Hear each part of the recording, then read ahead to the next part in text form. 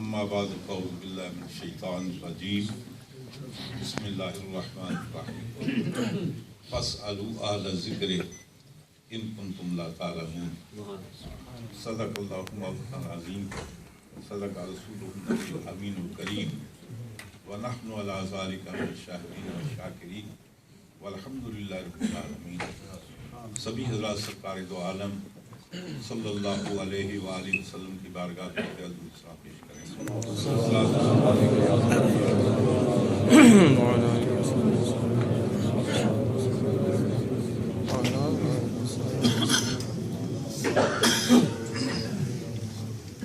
حضرات گرامی، آج کی یہ پاکیزہ تقریب سعید جو سیمینار کے نام سے موسوم ہے، رئیس المجددین مولا کائنات کے علم کے وارث حضرت صدر عالم پیر سید مہر علی شاہ صاحب قدس سرہ العزیز کی بارگاہ میں خراج عقیدت پیش کرنے کے لیے انعقاد پذیر ہے، اور ہماری خوش قسمتی ہے کہ انہی کی اولاد امجاد کے ایک شاہکار حضرت قبلہ پیر سید غلام معین الحق شاہ صاحب گیلانی مدہ سرہ العالی کے زیر صدارت ہم سبھی حضرات یہاں موجود ہیں۔ تقریر کرنے کا وقت نہیں ہے، صرف یہ بات عرض کرنا چاہتا ہوں۔ پہلی بات اس کی آپ یہ سن لیں، عقیدہ ختم نبوت یہ کوئی اجماع کا عقیدہ نہیں ہے، یہ صراحتاً قرآن و حدیث سے ثابت ہے۔ اجماع کا درجہ بعد میں آتا ہے، ہمارے اکثر و بیشتر کہتے ہیں یہ اجماع سے ثابت ہے۔ اجماع ظنی ہوتا ہے، جو اجماع سے عقیدہ ثابت ہو وہ بھی ظنی ہوتا ہے۔ یہ صراحتاً کلام پاک سے، احادیث متواترہ سے سرکار کا آخری نبی ہونا ثابت ہے، اور یہ ایسے ہی ضروریات دین سے ہے جیسے کہ سرکار کا نبی ہونا ضروریات دین سے ہے، اسی طرح حضور کا آخری نبی ہونا بھی ضروریات دین سے ہے۔ جس طریقے سے خدا کا ہونا اور اس کا ایک ہونا ضروریات دین ہے، اسی طریقے سرکار کا آخری نبی ہونا یہ بھی ضروریات دین کا مسئلہ ہے، صراحتاً قرآن و حدیث سے ثابت ہے۔ نمبر ایک۔ نمبر دو، مسلمہ کذاب ہزاروں ساتھیوں کے ساتھ حضور کی بارگاہ میں حاضر ہوا، کلمہ پڑھا، شرف صحابیت سے مشرف ہوا، واپس گیا۔ وہاں جا کر اس نے یہ اعلان کیا کہ کچھ عرصے کے بعد کہ سرکار نے اپنی نبوت کے اندر مجھے شریک کر لیا، اور سرکار کو اس کا علم ہوا۔ سب سے پہلے یہ سرکار دو عالم صلی اللہ علیہ وسلم نے اس کے اقدام کا سوچا کہ اس کے خلاف ہم ایکشن لیں گے، انتقام لیں گے، اس کے خلاف کارروائی کریں گے، لیکن چونکہ سرکار بیمار ہوئے، حضور کا وصال ہو گیا، تو یہ حضور کے پروگرام جو حضور کا بنا ہوا پروگرام ہے، اس کو اس کے بعد صحابہ کرام نے پایہ تکمیل تک پہنچایا۔ یہ سرکار کا ارادہ تھا اس کے خلاف یہ انتقام کرنا، لڑائی کرنا، اس کا کلا کما کرنا۔ یہ صرف صحابہ کا فیصلہ نہیں، یہ سرکار کا فیصلہ ہے۔ اس بات کو مد نظر رکھنا چاہیے۔ دوسری بات، مرزے نے اعلان نبوت کیا۔ سب سے پہلے اس نے مجدد ہونے کا دعویٰ کیا، پھر امام مہدی ہونے کا دعویٰ کیا، اس کے بعد پھر اس نے ذلی اور بروزی نبی ہونے کا دعویٰ کیا۔ یہ ذل کے معنی ہوتے سائے کے، بروز کے معنی ہوتے ظاہر ہونے کے، یہ علماء جانتے ہیں جس کو امیر ضمائر بارزہ کہتے ہیں۔ بروز کے معنی ہوتے ظاہر ہونے کے۔ اس کا بتانا یہ تھا کہ وہ جو سرکار کا سایہ نہیں تھا وہ میری صورت میں سایہ ظاہر ہوا، اور یہ مرزے کا کارنامہ نہیں۔ اس سے پہلے جب ایران کی سرزمین سے 1852 میں مرزا محمد علی شیرازی نے امام مہدی ہونے کا دعویٰ کیا، اس کے بعد پھر بہاء اللہ عبد البہا آیا، اس نے مسیح موعود ہونے کا دعویٰ کیا، اور سب سے پہلے یہ اس نے کہا تھا کہ عیسیٰ علیہ السلام کا انتقال ہو گیا ہے اور ان کی قبر کشمیر میں ہے. یہ مرزے کی پہلی اختراع نہیں ہے، اس نے تو کاپی کی ہے. سب سے پہلے بھائی فرقے کا سربراہ ہے، اس نے یہ کہا تھا کہ عیسیٰ علیہ السلام کا انتقال ہو گیا ہے، وہ فوت ہو چکے ہیں. اب ظاہر ہے کہ جب عیسیٰ علیہ السلام فوت ہو چکے ہیں تو ان کا مسیل کوئی دوسرا بندہ بن کر آ سکتا ہے. میں جو بات عرض کرنا چاہتا ہوں، لمبی چوڑی تقریر کا وقت نہیں ہے.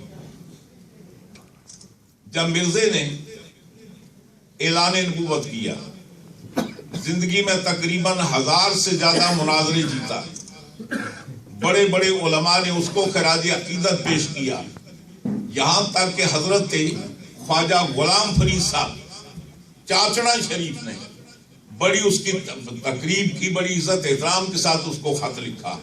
علامہ اقبال انتہائی اس کے عقیدت مندوں میں سے تھے، علامہ اقبال کے والد بھی اس کے عقیدت مندوں میں سے تھے. یعنی مطلب پہلے جو پیورلی اس نے اسلام کے بارے میں کام کیا، عیسائیوں سے مناظرے کیے، آریہ سماج سے مناظرے کیے، سکھوں سے مناظرے کیے، اور ہر مناظرے میں اس کو کامیابی ہوئی. اس کے بعد جب اس نے اعلان نبوت کیا تو پورے ہندوستان کے اندر وہ سب کو چیلنج کرتا رہا. اس کے نیکسٹ ڈور ثناء اللہ پانی پت، ثناء اللہ امرتسری رہتا تھا.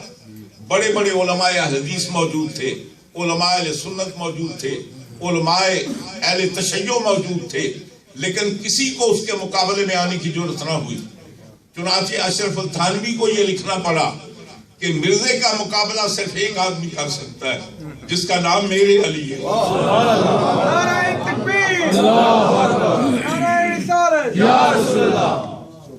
بڑے بڑے لوگوں کو اس نے چیلنج کیا، کوئی مقابلے میں آنے کے لیے تیار نہیں تھا. سب جانتے تھے کہ اس کے مقابلے میں جانا صراحتاً اپنی شکست کو قبول کرنا ہے. جب اس نے، وہ کہتے ہیں نا جب گیدڑ کی موت آتی ہے تو شہر کا رخ کرتا ہے، اور جب چینٹی کی موت آتی ہے تو اس کو پر لگتے ہیں. پھر اس نے جب حضرت قبلہ عالم پیر میل شاہ صاحب گولوی رحمۃ اللہ علیہ نے شمس الہدایہ کتاب لکھی حیات مسیح کے اوپر کہ سیدنا عیسیٰ علیہ السلام حیات ہیں، زندہ ہیں، عیسیٰ ابن مریم دوبارے تشریف لائیں گے، وہ مرزا ابن کسیٹی نہیں آئے گا، وہ چراغ بی بی کا بیٹا نہیں بلکہ مسیح ابن مریم دوبارے تشریف لائیں گے. آپ نے حیات مسیح پر کتاب لکھی. اس کے بعد پھر اس نے پیر صاحب کو چیلنج کیا. وہ سمجھتا جس کو میں چیلنج کرتا رہا کو مقابلے میں نہیں آیا تو یہ بھی نہیں آئیں گے. حضرت قبلہ عالم آپ تشریف لے گئے. اب سوال یہ پیدا ہوتا ہے کیا یہ سارے مسلمانوں کا متفق عقیدہ نہیں ہے کہ حضور آخری نبی ہے؟ مسلمانوں کے جتنے سیکٹ ہیں، مسلمانوں کے جتنے فرقے ہیں، کیا سب کا متفق عقیدہ نہیں ہے کہ حضور اللہ کے آخری نبی ہیں؟ کسی اور کو ہمت کیوں نہیں ہوئی؟ مقابلے میں کوئی اور کیوں نہیں گیا؟ اس سوال کا جواب ایک اور طریقے سے آپ کو ملتا ہے. جب یزید تخت امارت پر متمکن ہوا سن 60 میں، وہ پوری دنیا صحابہ کرام سے لبریز تھی، مسلمانوں سے لبریز تھی. امام علی مقام مدینہ پاک سے مکہ معظمہ گئے، مکہ معظمہ سے میدان کربلا کی طرف جاتے ہیں. جب آپ سے پوچھا گیا کہ آپ کیوں جا رہے، سب نے روکا آپ کو. آپ نے فرمایا میں کوفے والوں کے بلانے پر نہیں جا رہا ہوں. کیا مجھے تم عقل مند نہیں سمجھتے؟ کیا میرے نزدیک امتیاز نہیں ہے کہ کون میرا دوست اور کون نہیں ہے؟ فرماتے ہیں کہ انی رأیت رسول اللہ صلی اللہ علیہ وسلم فی المنام، میں نے سرکار کو دیکھا، وَأَمَرَنِي بِأَمْرٍ، حضور نے مجھے ایک آرڈر دیا ہے، انا ماضل لہو، مجھے وہ کر گزرنا ہے، لیا او علیہ، میں رہوں یا نہ رہوں. امام علی مقام، نعرہ رسالت، نعرہ حیدری، سید الشہداء سرکار امام حسین، دربار علیہ قرہ شریف. امام علی مقام میدان کربلا میں گئے نہیں، ان کو بھیجا گیا. سرکار نے فرمایا بیٹے میں تجھے امت کا نگہبان چھوڑ کر آیا تھا.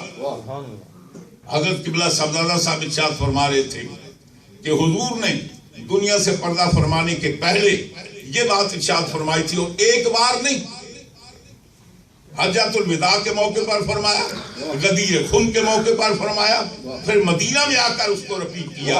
حضور فرماتے ہیں انی ترکت فیکم الثقلین، میں تمہارے اندر دو بہت بڑی عظیم القدر چیزیں چھوڑ کر جا رہا ہوں۔ یہاں ایک حضور نے ثقیل کا، پوری عربی زبان اس بات پر شاہد ہے، ثقل کا اطلاق وزن کے اعتبار سے ہوتا ہے جی۔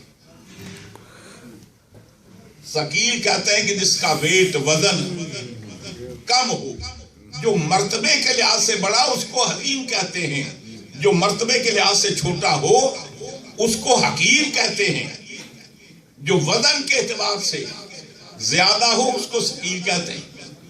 تو اب سرکار نے اس بات سے ہٹ کر جو لفظ استعمال ہونا چاہیے، انی ترکت فیکم العظیمین، عظمت کے بجائے ثقل کا نام کیوں استعمال کیا؟ اس لیے فرمایا کہ کبھی کبھی ایسے ہوتا ہے آنے والی قوم کی نشاندہی کرنی پڑتی ہے۔ فرمایا کہ بے شک قرآن اپنی جگہ عظیم ہے، اہل بیت اپنی جگہ عظیم ہے، قرآن پر عمل کرتے میری امت ثقل محسوس کرے گی، اور میری اہل بیت کا احترام کرتے ہوئے بھی ثقل محسوس کرے گی۔ یہ بوجھ سمجھیں گے، اس کو عزت و شرف نہیں، تکلیف سمجھیں گے۔ تو فرمایا میں ان کو چھوڑ کر جا رہا ہوں۔ لئی اب آگے فرمایا فَإِن تَمَسَّكْتُمْ بِهِمَا لَن تَضِلُّوا بَعْدِي أَبَدًا، اگر تم نے ان سے تمسک کیا کبھی گمراہ نہیں ہوگے۔ لَن يَتَفَرَّقَا حَتَّى يَرِدَ عَلَيَّ الْحَوْض، اور یہ دونوں کبھی جدا نہیں ہوں گے یہاں تک کہ حوض کوثر میں میرے پاس تشریف لے آئے۔ حضور نے فرمایا میں قرآن کو اہل بیت کے حوالے کرتا ہوں، اہل بیت کو قرآن کے حوالے کرتا ہوں۔ اسلام کی تبلیغ، اسلام کی اشاعت بالعموم پوری امت کی ڈیوٹی ہے، اور بالخصوص اہل بیت کی ڈیوٹی ہے۔ اسی لیے ہر دور میں جب کبھی اسلام پر کوئی فتنہ آیا تو سب سے پہلے سرکار کے خاندان نے آگے بڑھ کر اپنی جانوں کا نذرانہ پیش کیا۔ اب جب یہ فتنہ اٹھا، اب سر بڑے بڑے مولوی ہیں، کوئی سامنے نہیں آتا۔ بعض نے کتابیں پہلے لکھی کو بعد میں لکھی، صرف کتابیں لکھنے سے، اخبار میں مضمون لکھنے سے، رسالے لکھنے سے مسئلے حل نہیں ہوتے، بعض مسائل کے لیے میدان میں نکلنا پڑتا ہے۔ صرف کتابوں سے کام نہیں بنتا، میدان میں نکلنا پڑتا ہے۔ اس لیے حضرت قبلہ عالم نکل کر میدان میں جاتے ہیں، وہ اپنی ڈیوٹی سمجھتے ہیں، ڈیوٹی۔ اور میں نے عنوان گفتگو کے لیے کلام پاک کی آیت پڑھی ہے۔ اللہ تعالیٰ ارشاد فرماتا ہے فَاسْأَلُوا أَهْلَ الذِّكْرِ إِن كُنتُمْ لَا تَعْلَمُونَ، اگر تم نہیں جانتے تو اہل ذکر سے پوچھو، اہل ذکر کے ساتھ پاس رجوع کرو۔ کلام پاک میں متعدد معنی کے اندر لفظ ذکر استعمال ہوا ہے۔ ذکر حضور کے معنی میں استعمال ہوا ہے۔ ہم نے تمہیں ذکر الرسول، وہ رسول تمہیں مبعوث کیا، بھیجا جو ذکر ہے، اور کہیں اللہ تعالیٰ نے قرآن کو ذکر کہا ہے۔ ذکر بمعنی علم بہت کم استعمال ہوا ہے۔ ذکر بمعنی قرآن، ذکر بمعنی رسالت کے استعمال ہوا ہے، اور اس لیے سیدنا حضرت امام جعفر صادق علیہ السلام فرماتے ہیں، آپ سے پوچھا کہ اس آیت کا مطلب کیا ہے؟ آپ فرماتے ہیں نحن اعلی ذکر، اہل ذکر ہم ہیں۔ فرماتے ہیں کہ قرآن کے وارث بھی ہم ہیں، نبی کے وارث بھی ہم ہیں۔ اگر مشکل پیش آئے تو ان کے پاس جاؤ جو قرآن کے وارث ہیں، اگر دقت پیش آئے اس کے پاس جاؤ جو میرے نبی کے وارث ہیں۔ تو آپ قبلہ عالم کی میری شان نبی کے بھی وارث تھے، قرآن کے بھی وارث تھے۔ اب ان کی ڈیوٹی تھی میدان کارزار کے اندر چیلنج کو قبول کر کے اس کے مقابلے میں جانے۔ آپ نے اپنی ڈیوٹی ادا کی۔ اور ایک بات اور بھی آپ کو بتا دوں،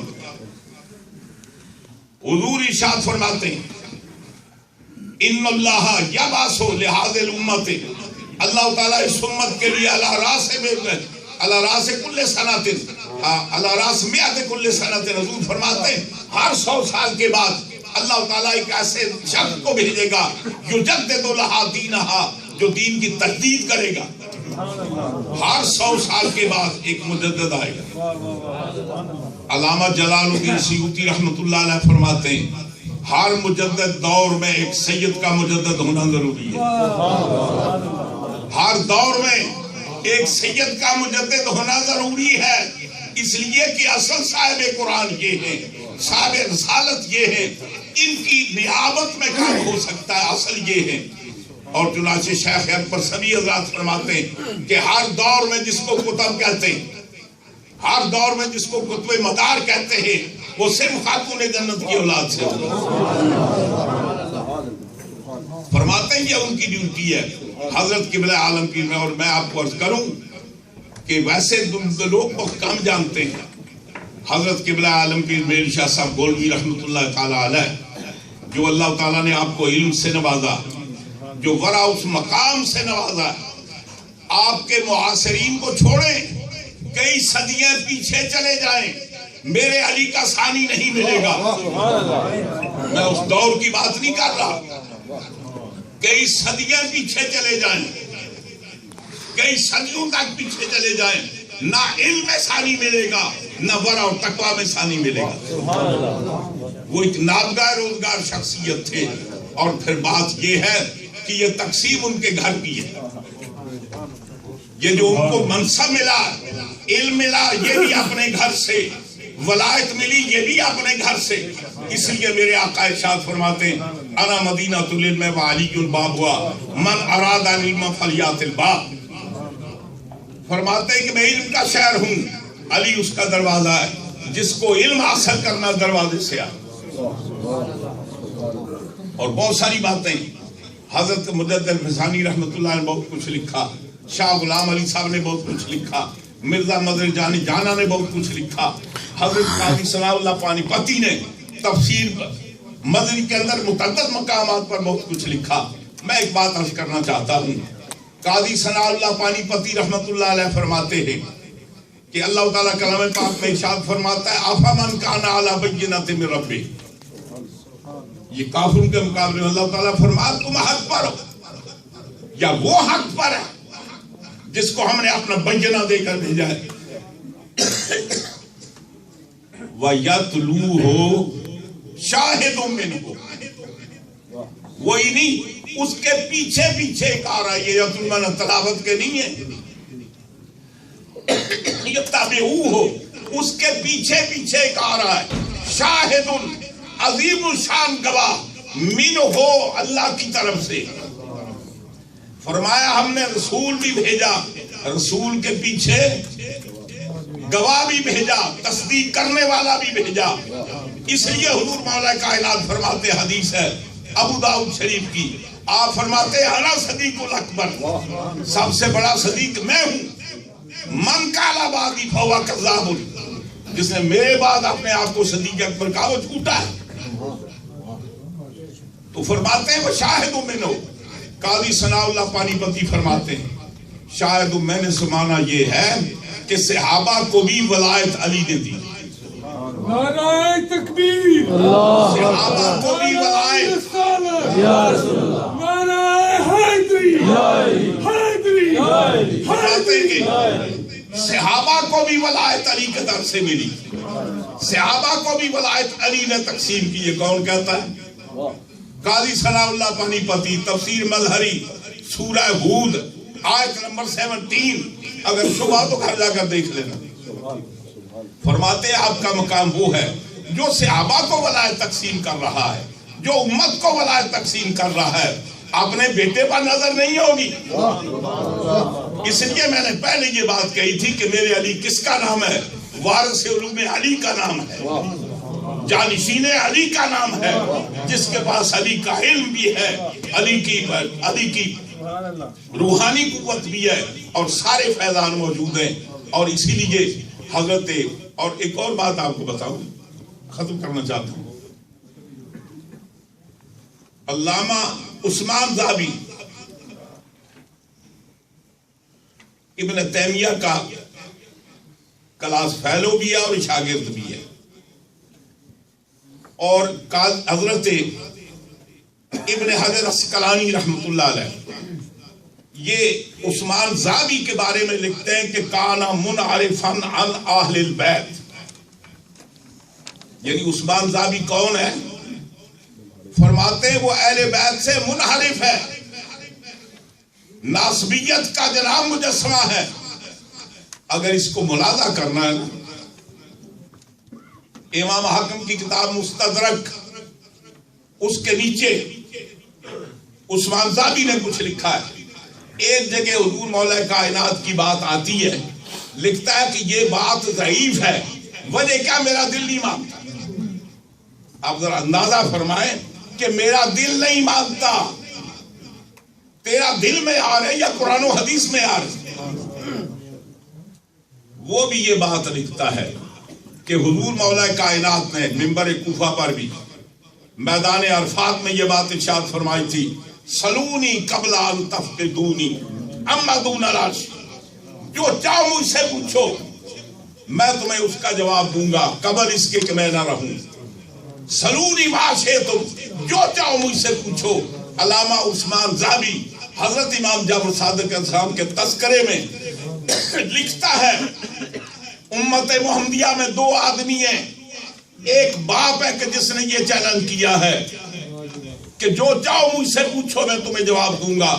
دوسرا بیٹا امام جعفر صادق، آپ جب حج کرنے کے لیے گئے، مینا میں پہاڑی پر کھڑے ہو کر فرمایا، سلونی ما شئتم، جو چاہو تم پوچھو میں تمہیں اس کا جواب دیتا ہوں۔ اور تمام علوم شرعیہ، علوم روحانیہ، تمام علوم کا مرکز حضرت امام جعفر صادق ہے، تمام سلاسل کے مرکز حضرت امام جعفر صادق ہیں، اور آپ کا فیضان صرف اور صرف مولا کائنات کا ہے۔ تو فرماتے ہیں چاہے اس لیے یہ ولایت تو اس گھر کی قریب ہے۔ تو حضرت قبلہ عالم پیر میل شاہ صاحب گولوی رحمۃ اللہ علیہ کتابیں تو مختصر لکھی ہیں، لیکن وہ کہتے ہیں 100 سونار کی اور ایک لوہار کی۔ آپ کی تحریرات کو سمجھنے کے لیے پہلے تو علم درکار ہے، اور اس کے بعد کئی بار مطالعہ کریں گے تو بات سمجھ میں آئے گی۔ وہ نابغہ روزگار شخصیت جو باقاعدہ فتوحات مکیہ کا درس لیا کرتے تھے، فصوص کا درس لیا کرتے تھے، کہ جن کو مولوی کے سمجھنے کی بس کی بات ہی نہیں ہے، وہ تھے کہ جنہوں نے بحمد تعالیٰ حضور کے اس علم کو آگے بڑھایا۔ آپ کی وراثت تھی، آپ کی ڈیوٹی تھی، اور بحمد تعالیٰ وہ قادیانیت پر ضرب کاری لگائی کہ قیامت تک کے لیے اللہ تعالیٰ نے ان کو غائب و خاسر کیا ہے۔ آپ دنیا میں کہیں بھی جائیں، بے شمار اس سے پہلے فرقے پیدا ہوئے، دنیا میں بڑے پروان چڑھے، لیکن تاریخ بتاتی ہے ان کا دنیا سے نام و نشان مٹ گیا۔ کوئی ایسی بات نہیں، یہ بھی سمندر کی جھاگ ہے، یہ چڑھی اور بہت جلدی انشاءاللہ ختم ہو جائے گی۔ زندہ اب صرف سرکار کا نام لے گا، وہ عظمت رہے گی۔ تو میں یہ عرض کر رہا تھا، حضرت قبلہ عالم پیر میرے شاہ صاحب گولوی رحمۃ اللہ علیہ کی بارگاہ میں جتنا خراج عقیدت پیش کیا جائے اتنا کم ہے۔ ان کا پوری امت مسلمہ پر یہ احسان ہے جو انہوں نے فتنہ قادیانیت کو مٹا کر پوری امت کو اس مرتبے سے شروع کر دیا۔ اللہ اپنے بیب کے صدقے مجھے اور آپ سب کو آل اللہ کی محبت عطا فرمائے، اور جو کچھ میں نے گزارشات کی ہیں مجھے اور آپ کو عمل کی توفیق عطا فرمائے۔